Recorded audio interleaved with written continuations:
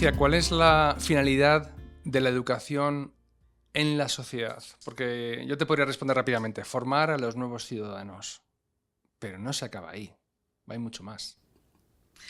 Bueno, si hablamos de para qué sirve la institución educativa en una sociedad, tienes que ir a los griegos. Entonces, ellos son los que crean esa institución escolar con la idea de aprender, de enseñar a los nuevos, que lo llamaban los nuevos, a los que se tenían que incorporar luego al mundo de los adultos, transmitiéndoles todo lo que ellos sabían. Entonces, aparece como una transmisión del saber, fundamentalmente.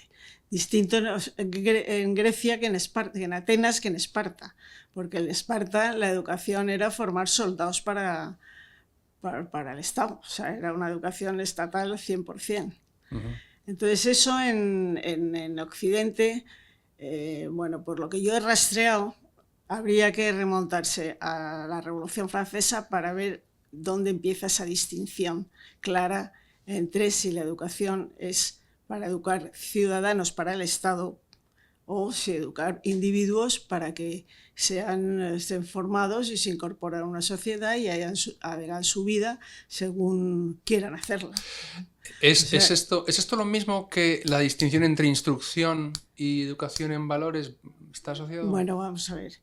Es que en la Revolución Francesa, cuando se constituye la Asamblea, al que encargan, había un diputado que era Nicolás de Condorcet, que era matemático y, bueno, diríamos liberal, y le encargan que sea él el que prepare un proyecto de decreto para regular la instrucción pública. Entonces él publicó 5 memorias sobre la instrucción pública, o sea, se lo trabaja bien, se lo estudia bien, y su idea era, bueno, la educación completa del ciudadano o del sujeto, pues tiene una parte que es la instrucción y tiene otra parte que es la educación en valores o la educación moral o la formación de sus opiniones o todo eso. De lo que se debe ocupar el Estado solamente de la parte de instrucción y, bueno, unos valores universales, diríamos. Pero no se roba, no se mata, pues lo que se pusieran de acuerdo en lo que tenía que ser unos valores compartidos sobre los que no hubiera discusión ninguna. Y entonces, bueno, su proyecto de instrucción pública es así, o sea, el Estado se va a ocupar de la instrucción de los ciudadanos. Porque una democracia no puede funcionar con ciudadanos, con individuos no instruidos. Entonces, todo el mundo tiene que alcanzar un determinado nivel de instrucción. Los que quieran seguir formándose, hay que darles una educación más completa y una cultura más universal.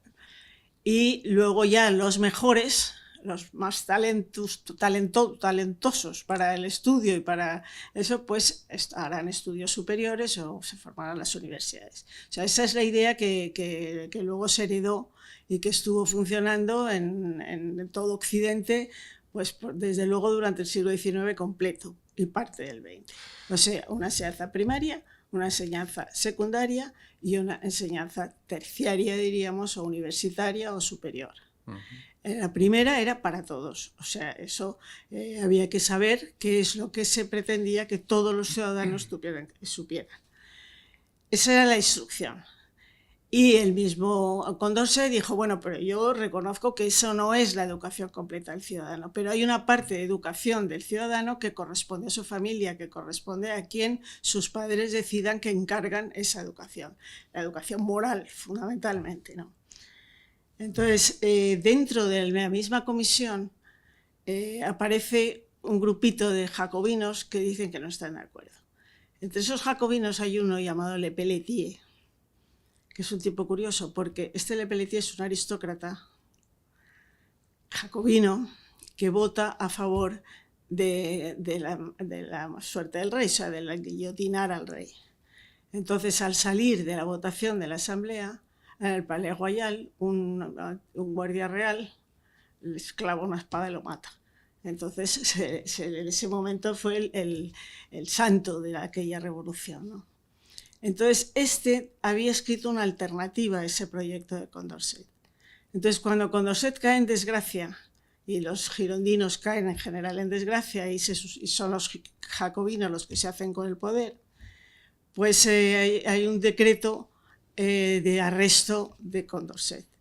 Y entonces a los 4 o 5 días de ese decreto de arresto contra Condorcet se va a esconder por ahí con unos amigos que le acogen y va a estar bastantes meses escondidos hasta que sale de su escondite, le hacen preso y en la cárcel aparece muerto al día siguiente, envenenado, no se sabe, o se suicidó, o no se ha sabido nunca.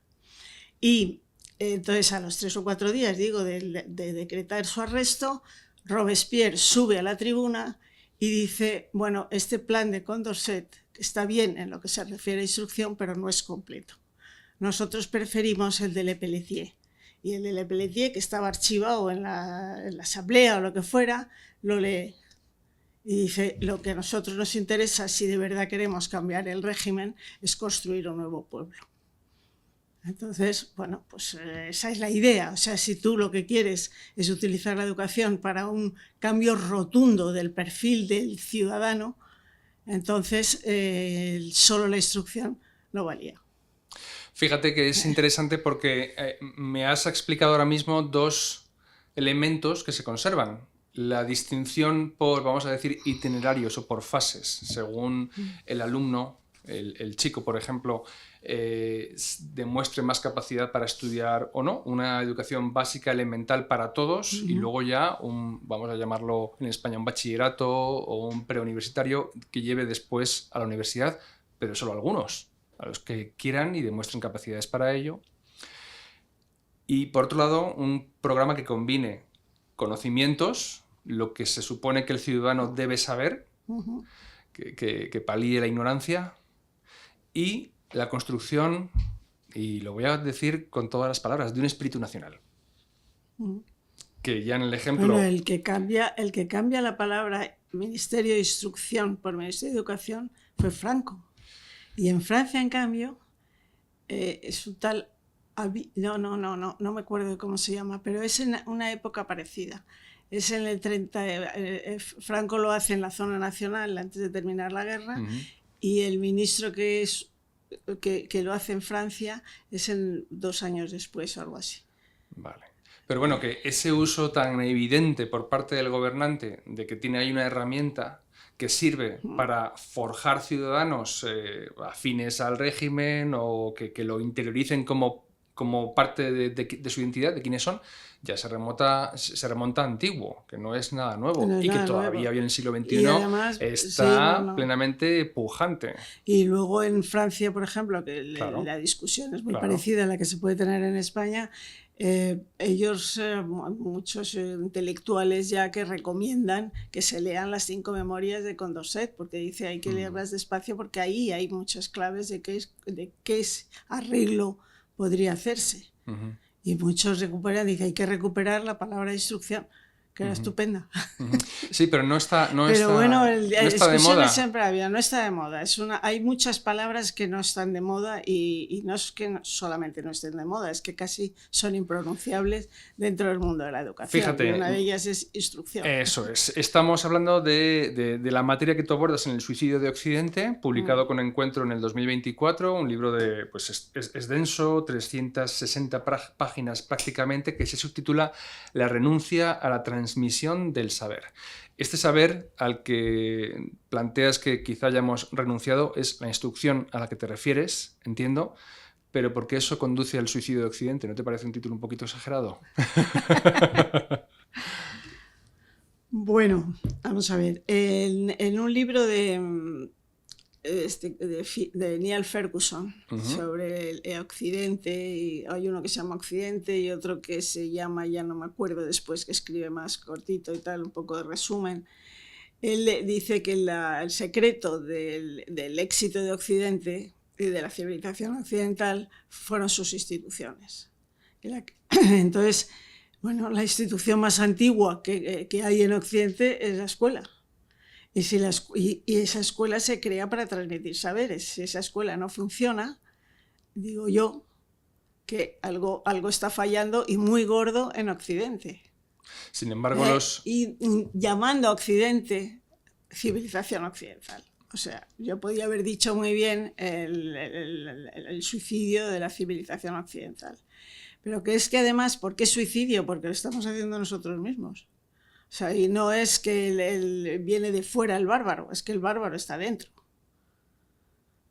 Entonces, eso hay una frase, yo no sé, me acuerdo cómo es muy bien, de Tocqueville, sobre eso, que dice, bueno, es que estamos pensando que cuando nuestra civilización se termine, será porque vienen los bárbaros, como pasó con los romanos, ¿no? Uh-huh. Pero es que estamos dentro. Es que puede también una civilización una civilización suicidarse. O sea, porque bueno, ahora lo que estamos viendo con el wokismo y todo esto es que la civilización occidental tiene asco de sí misma. O sea, es que todo esto del postcolonialismo y la satanización del hombre blanco y todas estas cosas, pues es un poco eso. Es decir, es que nosotros esta civilización no nos gusta. Es que esta civilización, bueno, mira lo que está pasando en Israel. ¿Cuál es el país que tiene una civilización que entonces sería la civilización? Ahora diríamos una civilización occidental. Y enseguida es el imperio, es el malo, entonces hay un rechazo de nuestra propia civilización. Sin embargo, los niños se escolarizan, en España es obligatorio, cada vez, en este caso ya hasta los 16 años, se les mantiene cada vez más en el colegio, se suman tecnologías, supuestamente jamás se les ha enseñado tanto durante tantos años. Enseñado o escolarizado. O sea, yo, cuando dicen es la juventud mejor preparada de la historia de España, no estoy de acuerdo. Es la juventud que más años ha estado en el colegio. Sí. Entonces, ¿qué aprenden? ¿O qué se les enseña? Pues hay muchas cosas que hacer, y eso sí, si haces caso de Gregorio Luri con su libro ese que no es un parque de atracciones, la escuela no es un parque de atracciones, pues es bueno, hay que entretenerles, ¿no? Pues sí, son juegos cuando son pequeñitos, ordenadores cuando son más mayores, y bueno, y es ocultarles mucho de lo que se... O sea, no es que se haya llegado a no aprender, es que además se desprecia al que sabe. ¿Ese es el vaciamiento de contenidos que denuncias en tu libro? Porque, y aquí conecto con el otro personaje histórico de quien hablas en el libro al comienzo, que es Rousseau. Se enseña, pero se enseña de una manera muy particular, ¿no? Y tú sabes que se habla de que el profesor debe ser una especie como de compañero que acompañe en el propio proceso dirigido por el propio alumno, que extrae de sí mismo por alguna ciencia infusa el conocimiento que él necesita y todo eso. Y además Rousseau dice, el niño es bueno y libre por naturaleza, la sociedad le corrompe. Y la sociedad lo primero que hace es darle libros. O sea, los libros para Rousseau eran un pecado. O sea, es que no debías darle al niño ningún libro. Robinson Crusoe, dice Emilio. Es el único libro que un niño puede leer antes de los 15 años. Él aprende con la naturaleza. Es una especie de utopía absurda, porque aprende con la naturaleza y entonces eso, pues, bueno, sí, lo cogen y lo llevan al campo mucho y a las granjas de escuela y todo eso, y está muy bien si siempre tienes una idea de lo que le vas a enseñar. O sea, si Hannah Arendt, cuando criticaba esa pedagogía rousseauiana, decía era una mezcla de sensateces e insensateces. O sea, hay cosas que está bien y estaríamos todos de acuerdo, hay otras cosas que son tonterías.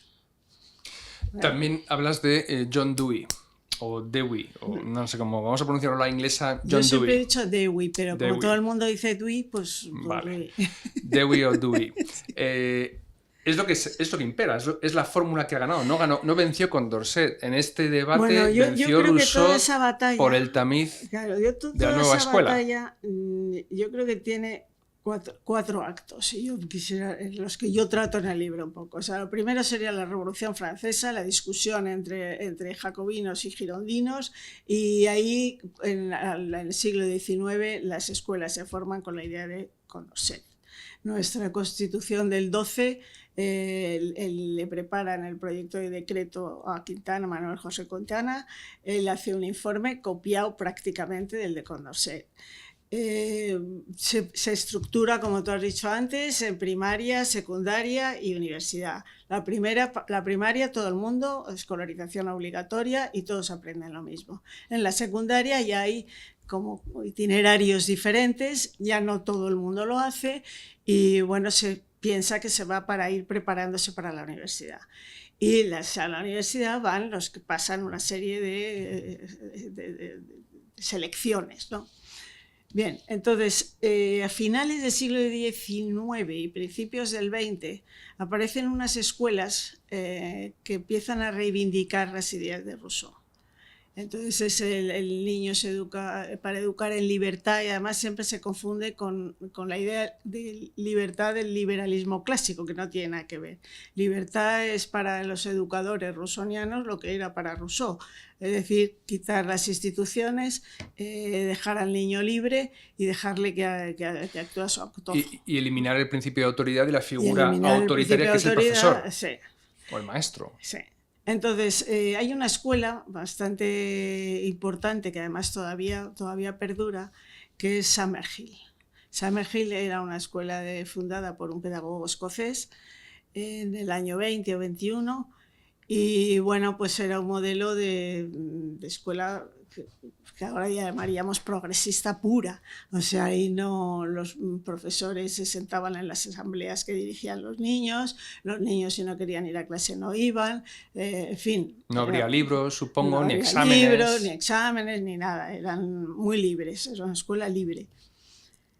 Entonces, esa escuela, fíjate que es curioso que cuando en Estados Unidos empiezan a quejarse de que su sistema de enseñanza, que había organizado gente que había creado un movimiento que se llamaba Movimiento de Pedagogía Progresista, que siempre han dicho que imitaban las teorías de Dewey, que no sé hasta qué punto, porque Dewey es mucho más confuso, o sea, es un filósofo, no es un pedagogo que además se ocupó de la educación y a mí siempre, entre que también se convirtió en un santo, entonces no se podía criticar, o sea, era incriticable. Entonces es muy difícil encontrar una verdadera historia o documentos que de verdad te digan cómo era, o sea, desde luego no era de derechas. Uh-huh.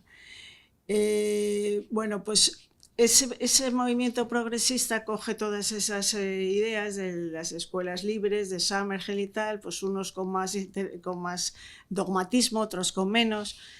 Y en 1958, Hannah Arendt, que estaba viviendo en Estados Unidos, va a Alemania y da una conferencia sobre la crisis de la educación en Estados Unidos. Entonces ella dice que, bueno, pues que con una serie de dogmas y prejuicios sobre la educación, todo el sistema tradicional de enseñanza se ha barrido del sistema norteamericano. Entonces señala dos aspectos muy importantes que van a llegar hasta hoy, que era lo que ahora los franceses llaman pedagogismo y igualitarismo. Entonces el igualitarismo, que ahora se llama igualitarismo, no lo llamaba así Hannah Arendt, pero decía que eran unos prejuicios políticos muy típicos de la democracia norteamericana, y es considerar que la igualdad tiene que ser igualdad de todo. Entonces se había llegado a pensar que si los alumnos no alcanzaban todo, o sea, si todos los ciudadanos no llegaban hasta la universidad sabiendo exactamente lo mismo y habiendo estudiado lo mismo, creabas una sociedad desigual. Por lo tanto, una enseñanza verdaderamente democrática tenía que ser igual para todos, al menos hasta llegar a la universidad. Entonces no había que hacer ninguna selección antes de llegar a la universidad. Entonces la alumna, por ejemplo, que es muy brillante, no va a poder despuntar de ninguna manera porque entonces la única forma en que se me ocurre que eso sea posible, Alicia, es igualando a la baja. Es decir, claro, reduciendo los contenidos al nivel del alumno más lento. Eso es lo que decía Hannah Arendt, que entonces había llegado a que, bueno, pues que entonces había que entretener. Entonces esos, y además entre esos prejuicios pedagógicos que ella señalaba, ya que los niños tienen que aprender jugando, que había que educar para el futuro, que la autoridad de los profesores no debía existir porque el niño y el profesor hay que ponerlos al mismo nivel. Eso se decía mucho, decía respeta. Cuando Macron, no, fue Sarkozy el que le dio mucha importancia al respeto. Y siempre decía, sí, respeto al profesor, sí, pero también me tiene que respetar a mí. Siempre decían los alumnos, ¿no? Respeto y a mí también. Pues eso de ponerlo todo al mismo nivel lo decía Hannah Arendt. Y además Hannah Arendt decía, yo vengo a Alemania a decir esto porque creo que este problema que ahora, esta crisis de la educación que ahora sufre Estados Unidos se va a extender a toda la educación occidental. Eso era el año 58. Bueno, esto si se quiere buscar el texto está en internet y además es un ensayo que luego se llamó La crisis de la educación y que con un libro que hay de 8 ensayos de Hannah Arendt se encuentra, incluso el texto completo de este está en internet porque yo lo encontré ahí la primera vez. Entonces, ella, si tú lees eso hoy, dices, es justo lo que está pasando hoy. Y además, ella señaló esos prejuicios pedagógicos distinguiéndolos de esos prejuicios políticos, o sea, el igualitarismo y el pedagogismo que Macron en su primera etapa denunció y dijo que haría todo lo posible por arreglar el sistema educativo francés a pesar de la existencia de esos prejuicios o luchando contra esos prejuicios. Entonces, ese sería como un segundo acto. El año 58, la crisis de la educación norteamericana, la profecía de Hannah Arendt de que eso se iba a extender y la crítica que hace a la educación esa progresista, que es bastante profunda. O sea, y el ensayo ese lo leí varias veces hasta entender bien. Primero, porque además, si yo lo leí en español, que probablemente estaba traducido del inglés, ella lo pronunció en alemán, o sea que hay muchas traducciones ahí que te puedes perder y sobre todo una cosa filosófica, porque por ejemplo la explicación que ella hace de por qué no está de acuerdo en que haya que educar para el futuro, sino que hay que educar pensando en que tienes que introducir al niño en el mundo actual, no diciendo que es que en el mundo futuro, porque si el futuro es él.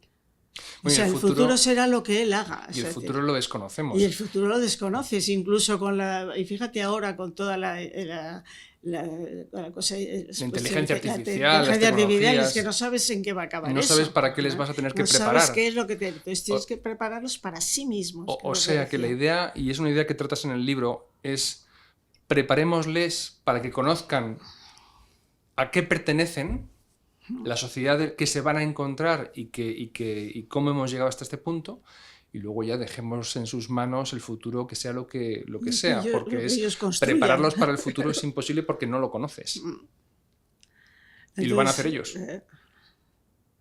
Entonces ya te digo, eso sería un segundo acto. Y yo lo que diría que es un tercer acto es en los años 60. Mayo del 68, que tú dedicas muchas páginas. Sí. Además, gracias porque reivindicas a Raimon Aron, que es una figura que dentro del liberalismo español es desconocidísima. No se le lee. Muy bien, muy bien. Raimon Aron es que además fue el único de los bueno, él en ese momento no era profesor en la Sorbona, pero lo había sido hasta enero. O sea, cuando estalla Mayo, él ya está en Le Figaro de no sé si es vicedirector o subdirector o no sé qué, pero ya está dedicado al periodismo exclusivamente y no está dando clases. Pero bueno, él se sintió un profesor. Y entonces cuando vio que los profesores bailaban el agua a todos los chavales que estaban ahí haciendo el burro, pues dijo, bueno, ¿esto qué es? O sea, es que esto no se puede hacer. O sea, si estáis bailándole el agua al joven, no te creas que con eso vas a mejorar la educación en la universidad, porque él hablaba siempre de los cambios en la universidad, que al fin y al cabo es lo que en Mayo querían, los cambios universitarios, ¿no? Y bueno, Mayo de 68 fue mi iniciación en la política como casi toda la gente de mi edad. O sea que tenía especial interés en saber bien qué opinaba Raimon Aron. Raimon Aron escribió un libro que no se ha traducido en España, que se llama La Revolución Introuvable, Inencontrable. Y ese libro lo escribe en el mes de julio y se publica en agosto, creo. Y bueno, pues se la piden. Y entonces él explica, pues una parte es cómo fueron ocurriendo todos los hechos hasta el final de mayo. Fue solo mayo. Entonces, él lo compara con la Revolución de 1848. Entonces saca, bueno, él se tiene que ir a dar unas conferencias a Estados Unidos y luego vuelve hacia mediados de mayo, se encuentra montado todo este tinglado, entonces dice, bueno, si yo ahora escribo en contra de esto directamente me van a asesinar, incluso en el mismo periódico, que es un periódico de derechas, me asesinan. Entonces coge el souvenir de Tocqueville del año 1848 y copia trozos enteros. Entonces está muy bien elegido, es una joya, como ha elegido cosas que se pueden comparar perfectamente con lo que estaba pasando entonces. O sea, elige que sea Tocqueville sí, el entonces que él diga lo lo dice que al debe principio, decirse. yo no me atrevo a decir lo que está siendo esto, entonces por mí hablar a Tocqueville. Entonces además coincide con la reivindicación de Tocqueville, que la hace él, que la había hecho él un poco antes, porque los franceses también le ignoraban, o sea, no era uno de los grandes de Francia. Y yo que he estado en París viviendo un año, busqué la calle Tocqueville, y es una birria de calle, ¿eh? Es una calle pequeñita, estrecha, en el 17, que es un distrito pues uno de los más elegantes de París, y me hace gracia. Y realmente Tocqueville, he pensado yo mucho por qué los franceses no le tenían mucho aprecio. Y yo creo que es porque cuestionó la posibilidad de que la libertad y la igualdad se mantuvieran siempre en un mismo nivel. O sea, para él decía que había peligro de que la obsesión igualitaria llegara a que la gente renunciara a su derecho a la libertad, y sobre eso tiene mucho escrito Tocqueville, y es muy interesante. Y yo creo que a los franceses se les toca ahí, no les hace mucha gracia, ¿no? ¿Cuál fue la tercera etapa? O quizá Entonces, la tercera fue en mayo del 68, la cuarta. Mayo del 68, y una cuarta etapa sería ya poder llegar hasta nuestros días. O sea, poder llegar desde lo que fue la nueva izquierda. La nueva izquierda se llamó a la no estalinista, pues diríamos. Cuando se descubren en el 57 los archivos de los papeles de Stalin, entonces la izquierda se queda un poco, que hasta entonces habían dicho que Stalin era maravilloso, un poco cortados, ¿no? Entonces ahí aparecen ya grupos, uno maoísta muy fuerte, y todos esos que van a llegar hasta el 68, que van a ser la izquierda del 68. Esa izquierda del 68 se va a incorporar grupos feministas, se van a incorporar ecologistas, se van a incorporar un poco lo que ahora hay. Y de hecho, en 1985, un personaje para España muy interesante, que es Ernesto Laclau, que estaba en Inglaterra viviendo desde el 69, con un historiador marxista inglés que se llama Eric Hobson, no sé si lo digo bien. Había estudiado Althusser, Foucault y todos los de la nueva izquierda francesa. Entonces, Laclau escribió un libro sobre lo que iba a ser el nuevo socialismo.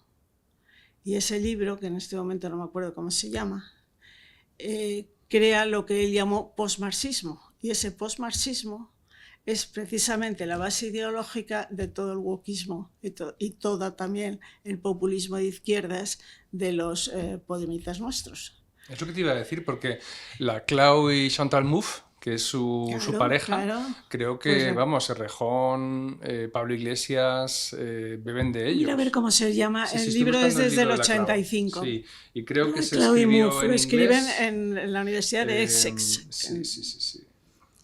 La teoría del populismo de Ernesto Laclau. Eso es más tarde. Luego el primero es la razón. No, la razón populista es después, ya es más tarde. Obras publicadas. Política, ideología. No. Hegemonía, estrategia socialista. Hegemonía y estrategia socialista hacia una radicalización de la democracia. La primera edición en España, siglo XXI, la edita, y en coautoría con Chantal Mouffe. Pues ese libro es donde él explica perfectamente la ideología del Podemos. O sea, esa formación, dicen, bueno, el socialismo, el marxismo hay que interpretarlo nuevamente. Entonces, se cogen los grupúsculos que son de izquierdas del 68 y eso va a crear esos grupos identitarios que ahora llamamos. O sea, feminismo, ecologismo, antirracismo, anticolonialismo, todo eso era lo que Laclau decía que tenía que conformar la nueva izquierda. Ya no era lo que Marx decía del proletariado y de la burguesía, sino que tenía que ser esos grupos identitarios damnificados por la sociedad capitalista y pues, luego una derecha. O sea que cuando dicen que la ultraderecha, entre comillas, nace, o sea, el populismo de derechas nace primero, no es verdad. O sea, lo primero que se inventa es ese populismo de izquierdas, que es cómo va a ser la nueva izquierda. Y frente a eso, vamos, por lo menos en Estados Unidos, aparece Trump. Entonces, bueno, da igual quién fue antes o después, pero la idea de que nosotros vamos a formar un gran bloque de izquierdas que va a recoger todos esos grupos que son víctimas de alguna manera de la sociedad capitalista, pues eso se va a quedar en un bando y en el otro bando, el que no esté con nosotros, está contra nosotros. Entonces todo lo que se quede fuera y no admita entrar ahí, pues eso será la ultraderecha. El populismo de derechas. Y entonces también cuentan cómo van a buscar pues el populismo de derechas se aferrará a la identidad nacional y eso la identidad nacional es una cosa que conmueve y que al individuo y que tal y que es muy fácil emocionar con eso. Nosotros, ¿qué vamos a coger? Entonces es cuando dicen la justicia social, porque somos de izquierdas. Entonces la bandera de todo eso que unifica toda esa izquierda es la justicia social. Y eso está presente en la educación y te lo digo porque tú eres licenciada en exactas por la Complutense y tú sabes que, bueno, lo dices en el libro, se enseñan matemáticas con perspectiva socioafectiva o algo así. Bueno, pero esto es la última, porque luego... Porque conecta con lo que tú estás explicando. Claro, pero si te vas luego a las leyes de educación y ya al siglo XXI, tú date cuenta que las leyes de educación del siglo XXI tienes... En 1990 la LOCSE, que es la que cambia completamente nuestro sistema para hacerlo, como los ingleses llamaban, comprehensive, que eso te lo cuento luego cómo es, que de dónde viene. Pero es decir, es igual para todos hasta, y nosotros es hasta que se termina la ESO. O sea, la ESO es una prolongación de la enseñanza primaria, son saberes comunes para toda la población. Hasta los 16 años hasta en los España 16 hoy. años hoy. Y... bueno, todo eso se elabora en 1990, la ley tiene una jerga imposible, nueva, no sé qué, bueno, un cambio revolucionario del sistema. Y tú lo viviste directamente, tú has sido protagonista de todo ello. Bueno, yo estaba, cuando sale la ley, yo estaba en Luxemburgo, y me la estudié. Incluso ellos, el PSOE al terminar, organiza sustituye las cátedras de instituto, se eliminan y se crea lo que se llamaba la condición de catedrático. Entonces, para optar a esa condición de catedrático, un profesor de instituto estoy hablando, pues tenías que enseñar una serie de méritos y una especie de paripé de examen que era bastante paripé. Entonces, yo me leí toda esa ley con la idea de preparar una memoria que tenías que preparar para presentarme al volver a España, a ese acceso a esa condición. Como era idiota, porque es que no sabía, no me enteraba de lo que estaba pasando, la verdad, pues yo hice una cosa muy crítica con esa ley. O sea, decía que el bachillerato de 2 años, por ejemplo, que era totalmente insuficiente, a no ser que fuera muy especializado. Pero para eso en la secundaria no se podía ir con todos iguales, habría que abrir diferentes caminos. ¿Qué es lo que no se quiere? Claro, pero yo entonces eso no sabía que era justo lo que no se quería. Claro. Entonces, por supuesto que me dijo una amiga mía que entonces estaba en comisiones obreras y que hablé con ella en uno de los viajes que hice para acá, le dije que estaba preparando eso y tal, y me dijo, es absurdo que lo prepares. No, dice, pues no si eso está hecho, no te vas a dejar. Si eso está hecho para premiar a los que han colaborado, o a los que hemos, porque ella también había colaborado en la elaboración de la ley. Entonces había preparado eso, que ahora cuando dicen lo de la formación de profesores, digo, no sé, es ingenuos, porque ya ha pasado una vez. Entonces empiezan a dar créditos y créditos y créditos a los amigos, a los que están de acuerdo con lo que tú dices. Bueno, entonces esa ley me pareció un horror. Y cuando yo vine a España, que fue en el 94, yo había ido a Luxemburgo con un permiso de, ¿cómo se llama? Cuando te dan bueno, es igual, siempre empleo. ¿Una comisión de servicio? Una comisión de servicios. Y al volver yo tenía plaza en Madrid. Entonces me dieron un instituto que no había estado nunca, un instituto que había adelantado la LOCSE, era el 94, o sea, la LOCSE costó mucho implantarla porque la gente era muy reacia, porque los chavales que estaban en primaria, en colegios, tenían que marcharse a los institutos los 2 últimos años. Y eso, por ejemplo, en pueblos era un drama, porque es que se tenían que ir a lo mejor al pueblo vecino porque no había instituto en tu pueblo, que era muy pequeño, lo que fuera. Entonces, yo entré en un instituto que había sido de FP y que había adelantado la implantación de la LOCSE. Y bueno, me quedé horrorizada, porque yo no conocía como el mundo de la FP, no lo conocía prácticamente. De la formación profesional. De la formación profesional. Y me acuerdo la jefa de estudios que había ahí, que era muy contraria a la LOCSE, me llevó un día paseando por los enormes laboratorios y talleres que tenía y me dice, los tenemos todos vacíos, porque la nueva ley para la formación profesional no hay talleres. O sea, lo que se trataba es de meterles en clase con unas asignaturas como más fáciles. Pero es que había unos sitios que eran fantásticos, talleres de madera, taller de no sé qué, eso ya no hay. Entonces la formación profesional con la LOCSE fue un desastre. Y un desastre además compartido por el PP también. Por el Partido Popular, la derecha conservadora española. La derecha conservadora española aprobó, porque es que los profesores de FP tenían una categoría más baja que el profesor de instituto. Entonces igualaron esos niveles de funcionarios. Entonces, claro, cuando quieres que te aprueben una ley, da algún zanahoria, un caramelo, y entonces tienes a un grupo siempre que te va a apoyar. Y ya no es ideología, es que les interesa.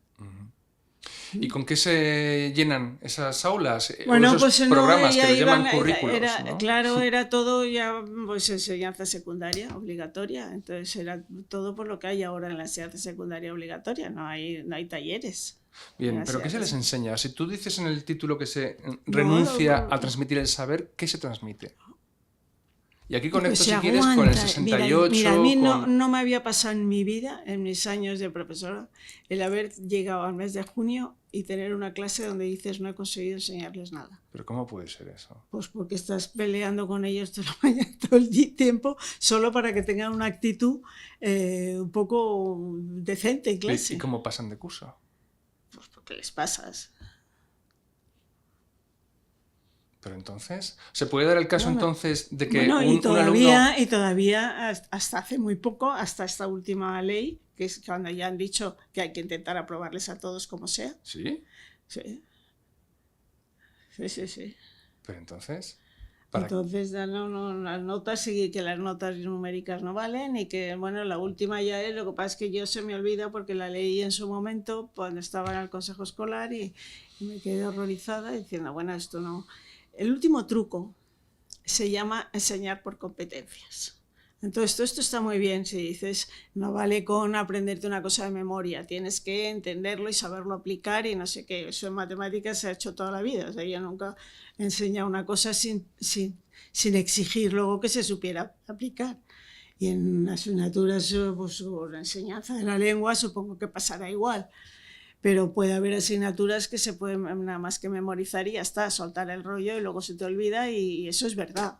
Que aprender memorísticamente pues está bien si lo haces tuyo. Entonces eso le llamas adquirir una competencia. Pero yo siempre sospeché que era un truco para evitar el aprender por conocimientos, o sea, el aprender por contenidos. Entonces, han armado un lío que no se entiende nada. O sea, los profesores en este momento, a mí me lo dicen algunos, no hacen ni caso de las ordenanzas que le llegan de cómo tienen que hacer una programación, porque el lenguaje es tan complejo que nadie entiende, una persona normal no lo entiende. O sea, por ejemplo, en matemáticas te dicen que el objetivo fundamental es resolver problemas y la educación afectiva. Lo meten en la misma línea. La formación afectiva, o sea, que les gusten las matemáticas o que no les gusten, o que sea, como al mismo nivel que decir que tiene que aprender a resolver problemas aplicando el teorema de Pitágoras, por ejemplo. Pero al mismo tiempo se fomenta o se pretende fomentar el espíritu crítico. El espíritu crítico con la derecha. El espíritu crítico siempre será ser de izquierdas. Nunca en el mundo escolar tú nunca tienes espíritu crítico una persona de derecha.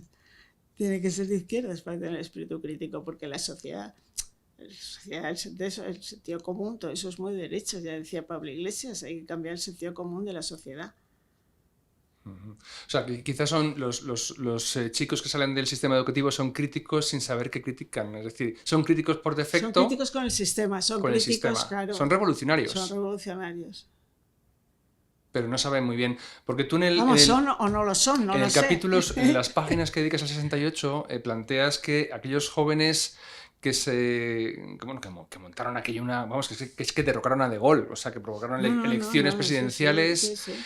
No planteaban con qué iban a sustituir ese sistema contra el que protestaban. Era destructivo, no había una propuesta de construcción de ninguna, y estamos un poco en las mismas, ¿no? Cuando escuchas unas críticas formuladas por los jóvenes, bueno, ¿y qué planteas que sea factible, que funcione para una sociedad donde no todos piensan como tú? Claro, yo lo que pasa es que ya realmente estoy del 15 años estoy muy lejos.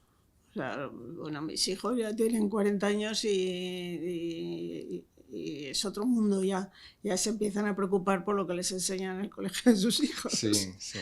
Entonces, no puedo decirte cómo es la juventud de 15 a 18, que es en la que yo daba clase y más o menos conocía, ¿no? Uh-huh. Pero bueno, también dicen que entre esa juventud hay muchos chicos que ya reivindica valores de la derecha. O sea, hay chavales de Vox, muchos chavales de esa edad que son de Vox, chicas. Eso preocupa a muchas personas, me parece. Eso preocupa a muchas personas, claro. Yo, por ejemplo, pienso que se ha planteado el bajar a 16 años la edad de voto.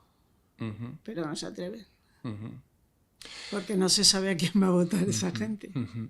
Has hablado de las competencias, también en el libro tratas esto del aprender a aprender, que tampoco es una idea nueva. No, aprender... ¿En qué consiste entonces? Porque también en algún lugar del libro también hablas de esto, de recurrir a Google, ¿no? Si tienes cualquier pregunta, todo va a estar en Google, con lo cual, ¿para qué memorizar o aprender yo nada? le he oído a una consejera decir cuando discutíamos ¿A una consejera de educación? Sí. No de Madrid. Uh-huh. ¿Para qué ya hacer un programa y para qué hacemos esto si ya tenemos al maestro Google?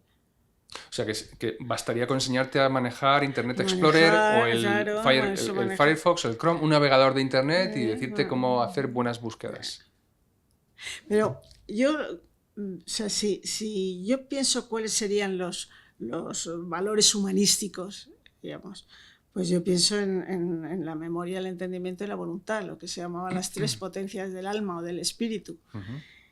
Y la memoria es lo primero que quedó aparcado. O sea, ya en mi tiempo de escolar se decía no aprendas de memoria, cuando la memoria es muy importante. Yo siempre pensaba, me gustaría más tener memoria. Yo era de matemáticas y entonces decían que eso les gustaba a los profesores porque razonabas y porque no sé qué, pero luego no aprendías de memoria. Y a mí me hubiera gustado mucho más tener memoria, porque socialmente es más útil. Saber historia, saber filosofía, es mucho más útil que saber matemáticas, que como no sabe nunca nadie, pues no tienes con quién hablar. Eso. Pero ya se decía entonces, eso no se aprende de memoria, no, que la memorieta, que no sé cuántos, que no sé qué. Y yo creo que, por ejemplo, eso se debería reivindicar. O sea, los niños aprenden poesía muy bien y la poesía se recuerda, es como las canciones. Y entonces es algo que tiene en su cabeza y que puede sentirse muy bien, si puede recitar. Y eso pues, se debería reivindicar. La memoria, el entendimiento, pues ahora últimamente, como han decidido que no hay que estudiar y que no hay que esforzarse y que no hay que no sé qué, porque se crean diferencias. O sea, si se esfuerza un chaval, aparece inmediatamente diferencia con otro que no se esfuerza. Entonces, en el sistema igualitario que vivimos, el esfuerzo no está bien considerado. O sea, yo no sé si tú te acuerdas cuando dijeron a alguien que que Nadal era un modelo para la juventud. Yo no sé qué ministra, no sé si fue Pilar Alegría, no me atrevo a decirlo, o fue Isabel Celaá en su momento, dijo, no creo que Rafael Nadal pueda ser un modelo para los niños. ¿Por qué no? Porque es muy competitivo. O sea, el ser muy competitivo está muy mal visto. Oye, tú habrás vivido de cerca, me parece, ¿cuál es la respuesta de la comunidad educativa, los profesores, incluso también los políticos, frente a las medallas, los premios, a la excelencia, el desempeño académico brillante, a los mejores expedientes, ¿no? E incluso al establecimiento de itinerarios especiales para algo que es innegable, que habrá jóvenes que tengan más talento para los estudios que otros y que a los que si no les ofreces un itinerario que explote sus capacidades, que al final redundarán para toda la sociedad en beneficio de todos, les está siendo tremendamente injusto con ellos. Esto se ha intentado implantar, tú lo conoces de cerca, sabes su resultado. Bueno, vamos a ver, cuando yo estuve, los 12 años que yo estuve en la Consejería de Educación, primero de directora general de ordenación académica y luego de viceconsejera, hicimos todo tipo de concursos. En la Comunidad de Madrid. En la Comunidad de Madrid. ¿Y qué tal? Oh, era genial. O sea, y además les encantaba. ¿Y los chicos cómo lo reciben? Teníamos concurso de recitación para los niños de quinto de primaria. A veces los profesores al principio se ponían un poco tensos porque viniendo de derechas las reformas se reciben con desconfianza, ¿no? Pero luego estaban encantados. Porque es que veían cómo los niños, pero es que era emocionante verlos recitar. Bueno, pero a lo mejor, perdona que haga de abogado del diablo, sí. Quizás que solo ibais a los colegios privados no, te estoy hablando de barrios de colegios públicos. Con medios económicos te estoy hablando públicos. De la enseñanza pública, sí. Luego pusimos una prueba al final de sexto de primaria que llamábamos de conocimientos y destrezas indispensables, de matemáticas, de cultura general y de lengua. Esos niños empezaron haciéndolo fatal. Yo recuerdo que, porque además yo llevé personalmente eso porque estaba en ordenación académica y entonces yo quería que fuera una prueba muy sencilla, con ese nivel de sexto de primaria, pero lo más elemental posible, o sea, que fuera indispensable. Entonces, por ejemplo, me recuerdo un problema de matemáticas que se puso el primer año, que era si tardas 45 minutos en llegar al colegio y tienes que entrar a las 9, más o menos, ¿a qué hora tienes que salir de casa? La mitad de los niños no supo hacerlo. Entonces, el año siguiente yo volví a poner ese mismo modelo, pero un poco más complicado. Ya no me acuerdo lo que hacíamos. Pues si tienes que coger un autobús y el autobús va a tardar no sé cuánto y no sé qué, ¿a qué hora tienes que salir de casa? Bueno, pues si el primer año el 50% falló, el segundo año, siendo más difícil, solamente falló el 25%. Entonces, bueno, a mí, claro, yo tengo alma de profesor, ¿eh? Y cuando consigues un éxito así, dices, hombre, se están haciendo las cosas bien. Se están haciendo las cosas bien. Entonces, ahí pusimos eso, los chavales además teníamos mucho cuidado en la elaboración de esa prueba, que fuera entretenida, que tuvieran tiempo suficiente, que estuvieran cómodos, tal, que no... Y entonces ellos salían diciendo que está chupado. Yo recuerdo que por aquella época se formó, a voz en grito se reclamaba, se decía que ese tipo de pruebas, que son una especie de vestigio franquista de las reválidas, Bueno, de, las nuestras todavía no eran como y que reválidas. todo Luego cuando aquello Bert lo puso, ya empezaron a decir que eran como que reválidas. suponga Sí. una prueba de conocimientos insisto, iba a dejar claro que hay colegios de ricos que se pueden pagar buena educación y que por tanto puntuarán bien, y dejarás con el trasero al aire a los colegios de zonas menos No, pero es que favorecidas. ¿sabes lo que va a pasar con esto? Que si los colegios concertados y privados se dan cuenta que la sociedad pide que se enseñe más y se ponen a hacerlo, la huida de la pública va a ser brutal. Entonces, no sé cómo no se dan cuenta todos los que dicen que hay que defender la escuela pública como sea, que eso puede pasar. Entonces, por eso el tema de los conciertos es tan difícil. Porque, bueno, el concierto quiere decir que tú admites lo que te va a decir el Estado que tienes que hacer, y a cambio de eso se subvenciona la enseñanza.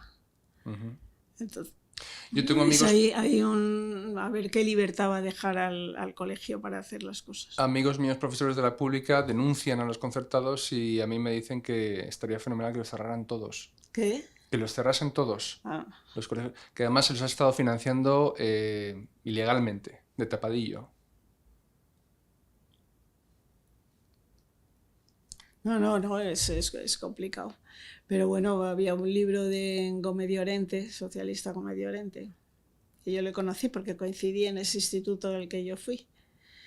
Y él escribió un libro que se llama Educación Pública, yo creo que es del 2001, 2002 o algo así. Entonces él habla de la LOCSE. En la LOCSE el modelo que se pone de enseñanza lo llamaron comprensivo. El modelo estaba cogido de las Comprehensive School británicas. En el año 44 hay una ley de educación en Estados Unidos que se elabora con idea de lo que va a pasar al terminar la Segunda Guerra Mundial. Es que dicen, bueno, es que la sociedad va a exigir más democracia. Entonces, esa enseñanza privada, esa enseñanza primaria, hay que prolongarla como sea. Entonces, en esa ley del 44, lo que hacen en Inglaterra, el ministro, que además era un ministro que se llama Adler, me parece, bueno, me da igual, me equivoco, no me acuerdo. Pero entonces establece, al terminar la primaria, pone un examen. Y según los resultados de ese examen, los niños podían ir a una grammar school, que era una escuela para los buenos. O sea, los exigente. Una technical school, que era un poco como FP, pero en plan así para niños pequeños, claro. O una comprehensive school. La comprehensive school no necesitaba aprobarse el examen, era un poco para toda la generalidad de los alumnos, la mayoría. Entonces, en el año 56, un laborista llamado Anthony Crosland escribió un libro que se llamaba El futuro del socialismo. Y en este libro dice que para la izquierda futura, para el laborismo futuro, ya no es necesario nacionalizar empresas. Entonces, pero que sí es muy necesario tener el control de la educación. Entonces él era enemigo total de las grammar school.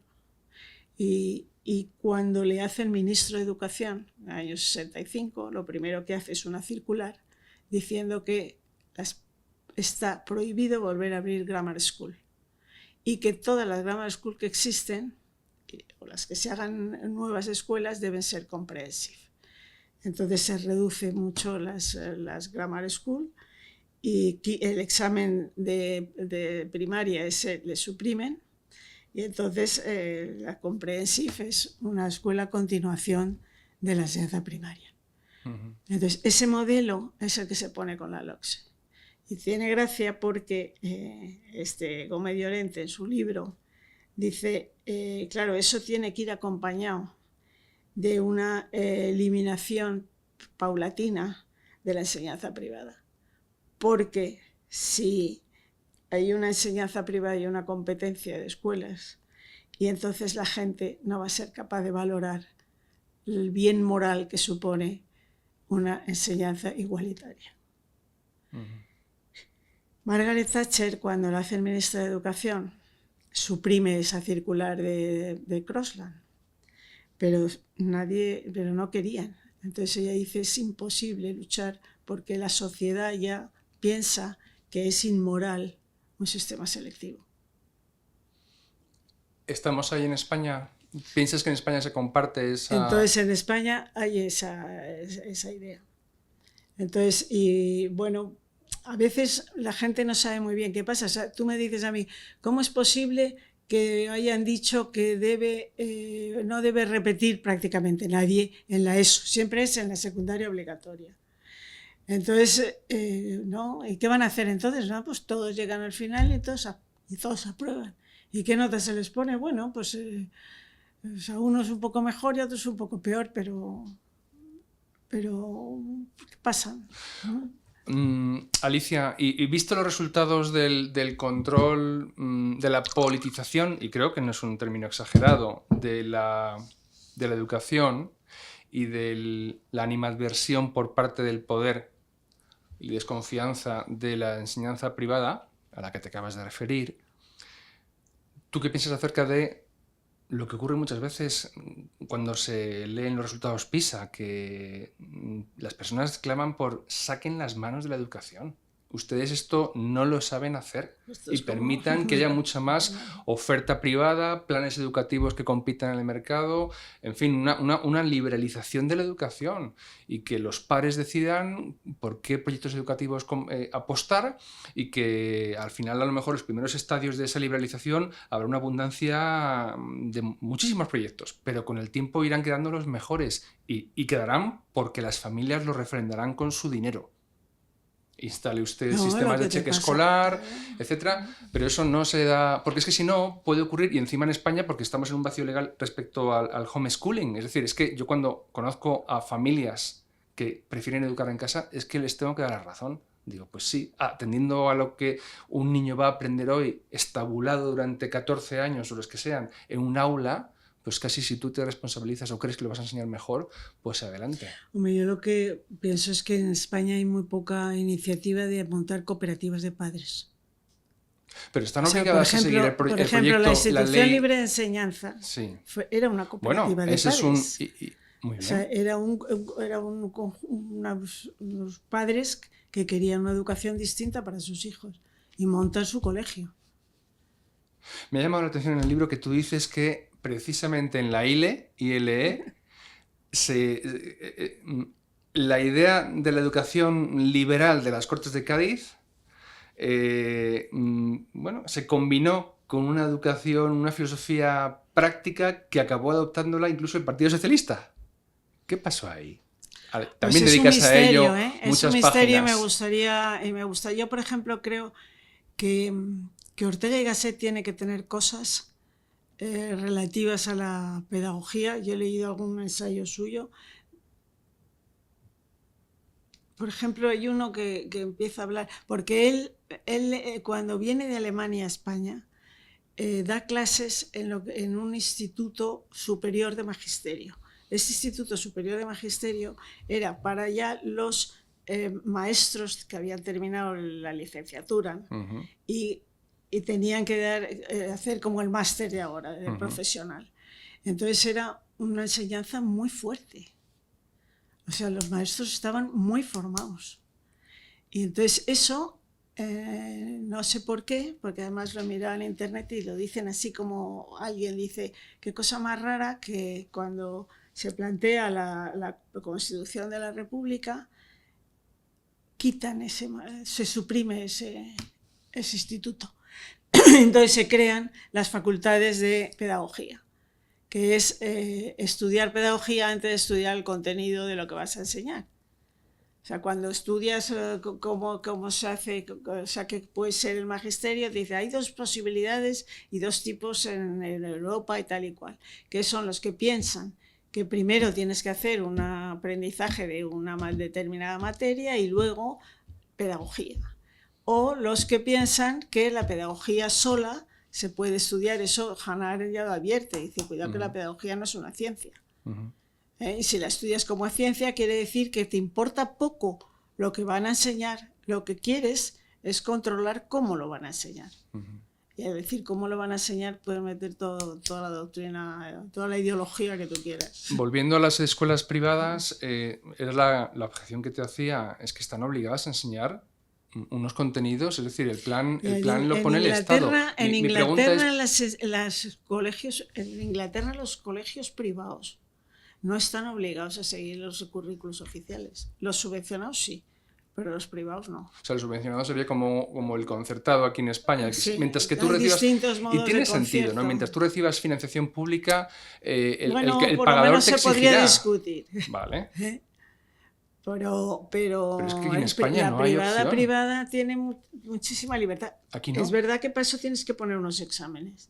Vale. Entonces, para que yo te dé el título oficial, tú tienes que examinarte de lo que yo te diga.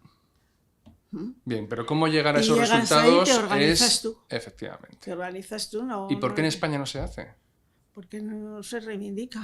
No sé. Es decir, ¿que no lo piden las familias? Pedir. ¿O quién lo debe pedir? ¿Los profesores?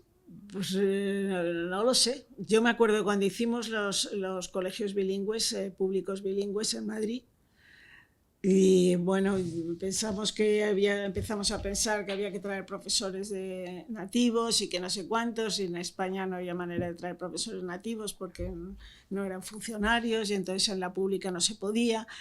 Y hablando con colegios privados dije, bueno, vosotros sí podéis. Y dijeron, no te lo creas, porque la inspección no nos dejaría.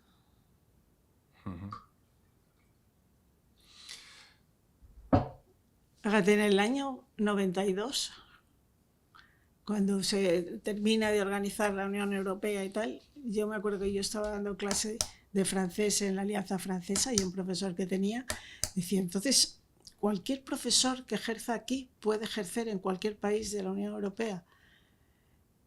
Y entonces nos parecía fantástico, pero eso no ha sido así. O sea que el asunto es muy complicado.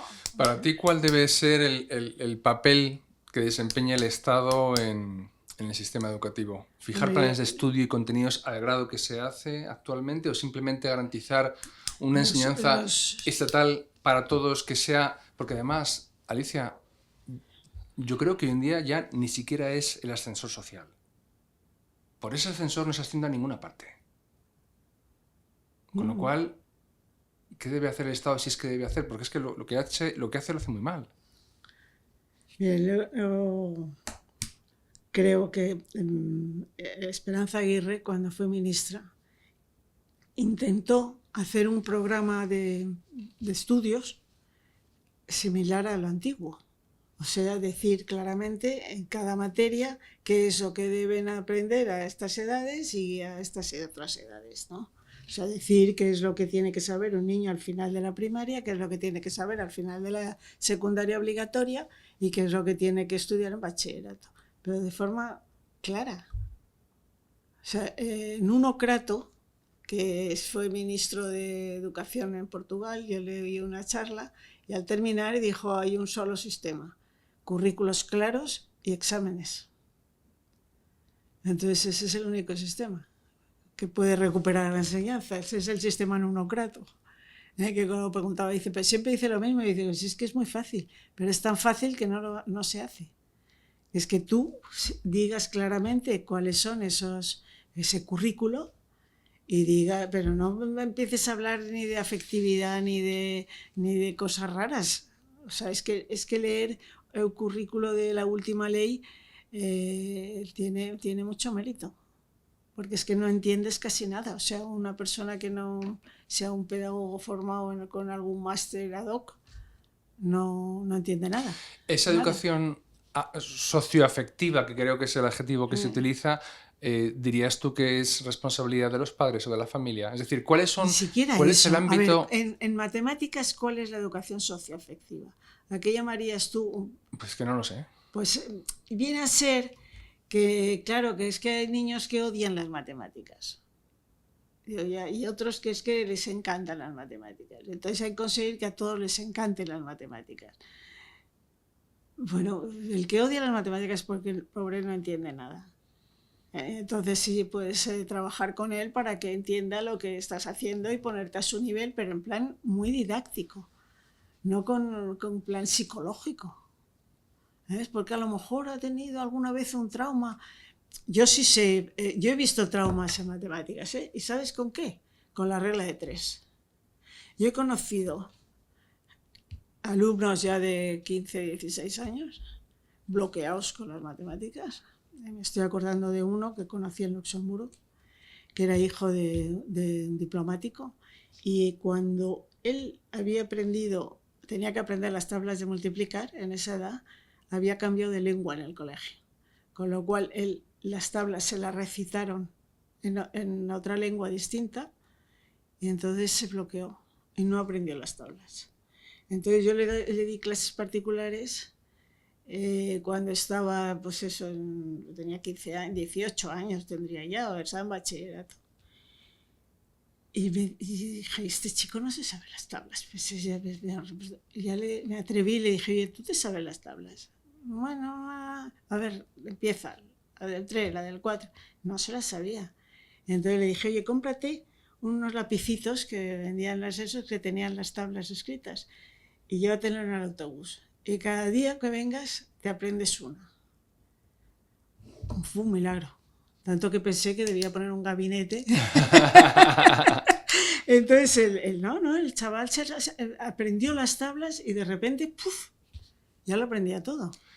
Entonces hay bloqueos. Pero hay bloqueos que el profesor tiene que... Por eso está bien que el profesor sepa. Yo cuando hice matemáticas y era profesora de matemáticas, por mi cuenta me matriculé en una especie, ahora lo que sería un máster de psicología para niños y adolescentes que organizaron en el Instituto Internacional una mujer que todavía me acuerdo de ella, que murió ya, que era una magnífica, era psiquiatra infantil ella. Y eso era muy útil, me resultaba muy útil para la clase. Entonces, claro que sí que tienes que tener una formación quizá en psicología o en... pero después, pero no antes, no a priori. ¿Qué dirías tú a los padres que, y nos escriben muchos padres pidiendo clases de economía para sus hijos o que vayamos a sus colegios o que demos talleres de educación financiera? Y muchos luego ya con los que hablamos casi nos piden... Nos dicen que están preocupados porque su hijo viene con la cabeza llena de cosas muy raras y que les tienen como que decir que no. Tienes que desaprender lo que te están metiendo en la cabeza. Como por ejemplo, ¿qué? El tema del medio ambiente. Mira, tengo un compañero además de programa de radio que me decía, no, es que mi hijo, la respuesta de algún ejercicio que me comentaba mi amigo, me decía, era que lo malo son las fábricas y los automóviles, porque contaminan el planeta. Y yo le decía que no, hijo, que no. Las fábricas producen lo que usamos todos los días y los automóviles o los camiones de reparto hacen que te llegue a tu casa. O sea, es que eso no puede ser malo nunca. Otra cosa es que se puede a lo mejor contaminar menos o motores de combustión, pues más, ese tipo de cosas. A lo que voy, consejos a estos padres que quieren complementar o a veces rectificar lo que notan que sus hijos aprenden en el colegio o las carencias que tienen. Me lo decía Gregorio Luri cuando hablábamos hace unos años de su libro de la escuela no es un parque de atracciones. Decía, el número de padres que no porque su hijo suspenda y tengan que mandarle a clases de recuperación, sino que en lugar de extraescolares tipo fútbol o ballet o ajedrez, le llevan a clases de matemáticas o de lengua, porque se dan cuenta, detectan que su hijo tiene carencias en una edad que para ellos no es permisible. ¿Conoces Kumon? Kumon es un sistema de aprendizaje de matemáticas, ¿verdad? Una academia, una franquicia, me parece, una empresa. Empezó poquito a poquito. A eso me refiero. Es decir, el negocio de como siempre, el sector privado, la empresa, va a suplir, en este caso, las carencias de conocimiento con los que los niños salen de la escuela. En este caso es el cálculo. O sea, el cálculo, la historia de las matemáticas también necesita un apéndice en el libro. O sea, de la matemática moderna, la matemática posmoderna y... Yo aprendí los conjuntos disjuntos y las correspondencias unívocas. La nueva matemática de la que tú hablas en el libro, a mí me tocó sufrirla. Te lo prometo que no la he utilizado para nada nunca. y pretendía ser una matemática democrática en esa época. O sea, pretendía que fuera mucho, decían, además fueron los que llevaron la voz cantante, fueron matemáticos profesionales, no fueron pedagogos. Y bueno, pues al hacerlo parecido a una lengua, pensaban que sería mucho más fácil y menos abstracto.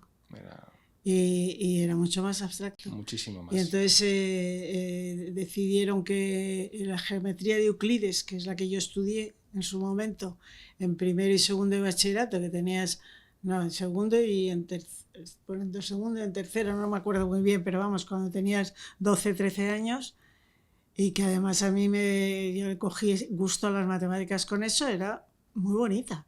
Y además dibujabas. Y tú veías lo que pasaba, lo veías que pasaba de verdad. O sea, que no era tan abstracto. Y sin embargo, eso se sustituye por una especie de álgebra de conjuntos, el álgebra de Boole, famosa, que no se palpa, no se toca. El suicidio de Occidente, ¿qué podemos hacer para evitarlo? ¿Qué nos va a provocar todo esto de lo que llevamos hablando ya una hora, Sí. A nosotros como sociedad, y qué podemos hacer para revertirlo si es que es posible? Pues la solución no es difícil, pero aplicarla es muy difícil.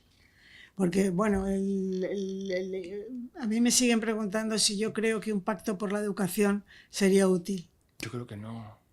Pero es que cuando hay una diferencia tan enorme, si hay dos mundos, el de que no hay que enseñar y el de que sí que hay Además, que enseñar. en España cada gobierno hace su nueva ley de educación. O sea, es que tenemos tantas como gobiernos se turnan. Bueno, pero al final la ley es la LOCSE. Un poco mejor, la LOCSE es la del 90, un poco mejor escrita por los que elaboraron la LOE, porque la LOCSE estaba horriblemente escrita. Y BERT, ¿qué le pasaba a la ley de BERT? Que nadie quiere hacer exámenes. O sea, después de mayo del 68 la selección está prohibida, lo decía Raymond Aron. Y una de las herencias de mayo del 68 es que la palabra selección está prohibida. O sea, no se puede seleccionar a la gente. Entonces, si no hay exámenes, pues no puedes controlar que aprenden lo que crees que deben aprender. Claro, porque la enseñanza no vale de nada si no hay aprendizaje. De nada. Eran buenos chicos, jetones y tal, pero es muy complicado porque ahora dile a es muy fácil decir que todos pueden ser ingenieros. Es cuestión de querer, es cuestión de voluntad, ¿no?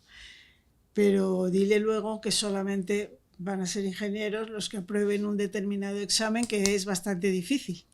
Entonces dice, no, yo quiero el sistema antiguo. Entonces cambiarlo es difícil. ¿Qué se puede hacer? Pues enseñar, no sé, desde luego pelear por una mayor libertad educativa, pero no solo en que tú puedas poner el colegio que quieras, sino que tú puedas poner el programa que quieras. O sea, los colegios privados deben mirar bien como lo tienen en Inglaterra, y en Francia tampoco les obliga, ¿eh? Hay una inspección que mira que no estés haciendo cosas raras en la educación, pero se marcan unos exámenes, se marcan unos contenidos mínimos sobre los que tú vas a evaluar y vas a examinar. Y bueno, pues que el colegio se organice. Si es que al final tienen hasta que seguir el mismo número de horas que dedican a cada asignatura. Creo que en el libro hasta mencionas las charter schools, se llaman, me parece. Charter school en Estados Unidos. En Estados Unidos hicieron, en la época de Reagan, se hizo una cosa que se llamó una nación en peligro, a nation at risk.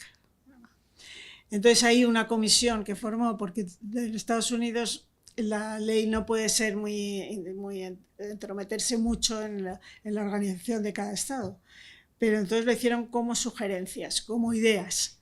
Y bueno, pues hay en este momento bastante diferencia entre unos centros y otros centros, entre unos colegios y otros. Pero entonces esta comisión dio, por supuesto, siempre en un sistema tradicional, o sea, unos contenidos claros, como decían un ocrato, y unos exámenes. Entonces ellos en algunos estados siguieron esas órdenes.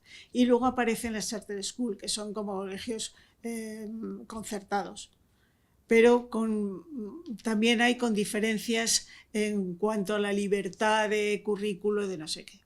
En Inglaterra, el último normativa que dieron, yo creo que fue con Gove, que fue un ministro de Educación conservador, eran las free school.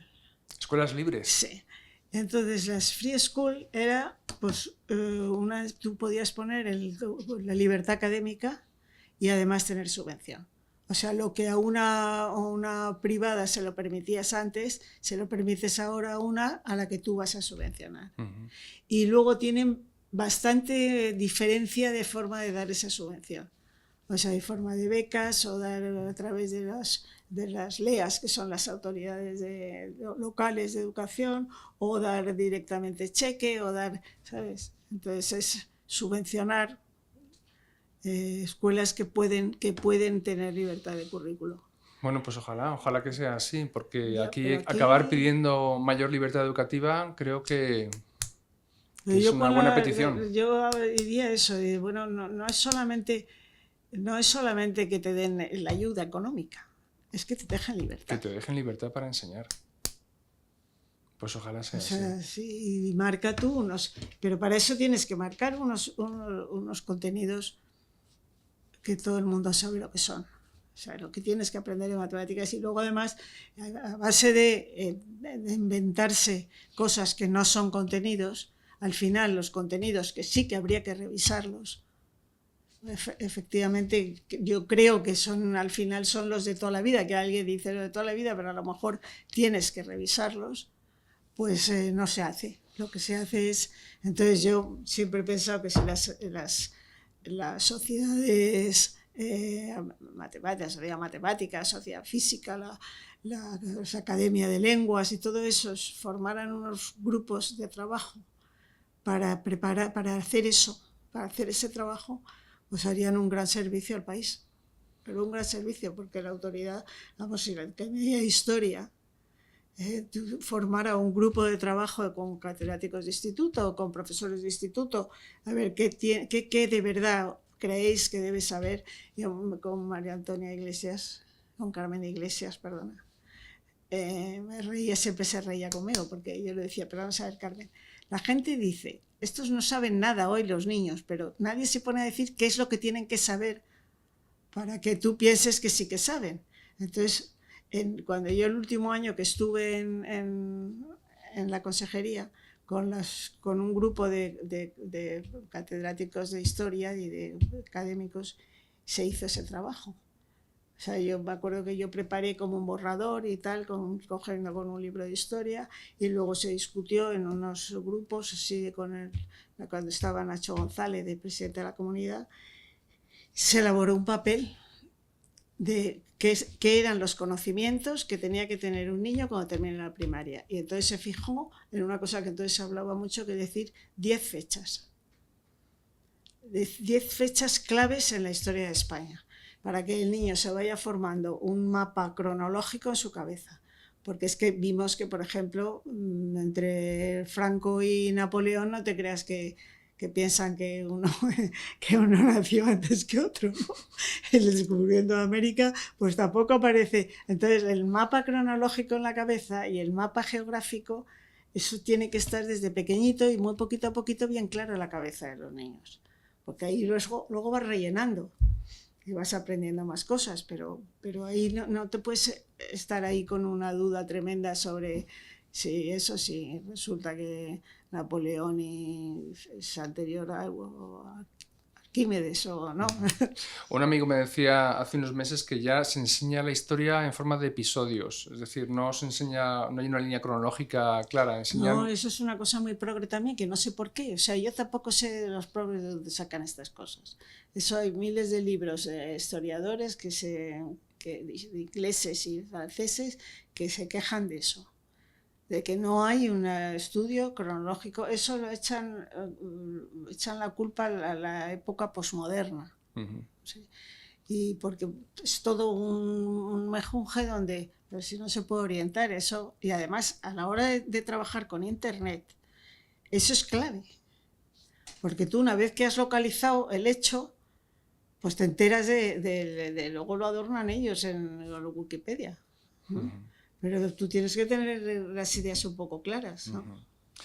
Bueno, pues recomendemos la lectura de El suicidio de Occidente, donde, oye, abundas en todo lo que hemos abordado aquí de forma muy superficial por obligación, porque el tiempo es el que es, llevamos ya casi 1 hora y 20 de conversación, pero el libro es muy, muy instructivo y está muy bien para quien tenga interés por conocer las corrientes filosóficas en que se basa la actual educación en España, por qué se enseña como se enseña. Aquí tiene una respuesta muy, muy clara.